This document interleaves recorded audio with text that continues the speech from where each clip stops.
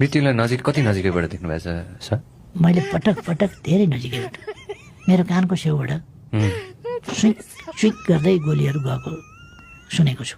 म 5000 मिटर माथिबाट हेलिकप्टरबाट खसेँ, दुर्घटना भयो, खसेँ। त्यो खस्दै गर्दाको क्षण पनि अनुभव गरेको छु। म चढेको गाडी पल्टियो कान्लाबाट, पल्टिएर तल्लो कान्लामा झर्दाखेरिको अनुभव पनि गरेको छु। र म खोलो तर्न खोज्दाखेरि लगभग 15-20 किलोमिटर बगेर मात्रै पार गर्न सकेको छु। 15-20 किलोमिटर बग्दाखेरि पनि फेरि पारि पुगेर छोडेको छु। मेरो अनुमान थियो म 15 मिनटमा तर्छु, तर मलाई 3-4 घन्टा लाग्यो। कताको थियो यो? झापाकै खोलाको कुरा थियो।